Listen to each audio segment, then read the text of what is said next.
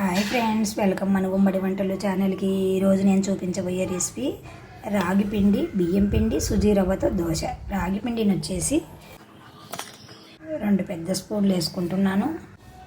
అదే స్పూన్తో బియ్యం పిండి 1, అదే స్పూన్తో సుజీ రవ్వ 1.5, తగినంత సాల్ట్, క్యారెట్ తురుము, సన్నగా కట్ చేసి పెట్టుకున్న పచ్చిమిర్చి ముక్కలు, సన్నగా తరిగిన ఆనియన్ పీసెస్ అన్నీ మొత్తం ఈ పిండిలోనే వేసేసి ఉండలు లేకుండా కలుపుకోవాలి.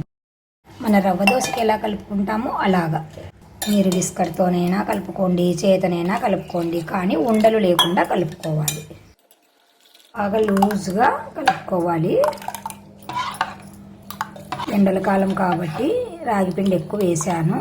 లేదు అంటే సమపాలల్లో కూడా వేసుకోవచ్చు. అంటే 1 బియ్యం పిండి, 1 సుజీ రవ్వ, 1 రాగి పిండి కూడా వేసుకోవచ్చు.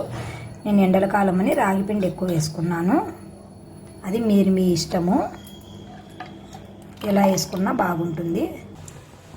స్టవ్ వెలిగించుకొని పెన్నం పెట్టి, పెన్నం వేడెక్కాక మనము కలిపి పెట్టుకున్నాం కదా ఈ పిండిని దోశలాగా వేసుకోవాలి.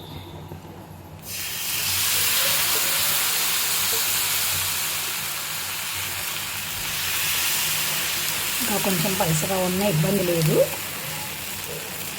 ఇలాగా ఉన్నా కూడా ఇబ్బంది లేదు. ఎండల కాలము ఇలాంటి రాగి పిండి ఐటమ్స్ ఎక్కువ చేసి పెట్టండి ఫ్రెండ్స్. పిల్లలకి, పెద్దలకి అందరికీ చలువ చేస్తుంది, ఎనర్జీని ఇస్తుంది. మనం ఫుడ్ సరిగా తినలేము కదా ఈ ఎండల కాలము. ఎండలకి ఇలాంటి ఐటమ్స్ చేసుకుంటున్నా చాలా ఎనర్జీని ఇస్తాయి మనకు. గోల్డెన్ బ్రౌన్ కలర్ వచ్చేంత వరకు 2 వైపులు కాల్చుకొని తీసేసుకోవాలి ఫ్రెండ్స్. కొద్దిగా ఆయిల్ వేసుకోవాలి. ఇలాగా అంచులు కొద్దిగా లేస్తాయి, అప్పుడు మనం తిప్పుకోవాలి.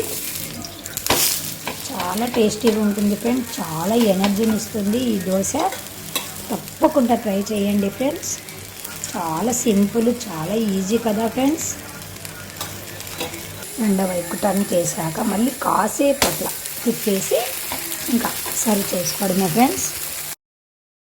అంతే ఫ్రెండ్స్, చాలా సింపుల్ ఫ్రెండ్స్. మీరు కూడా తప్పకుండా ట్రై చేయండి ఫ్రెండ్స్. Bye bye friends.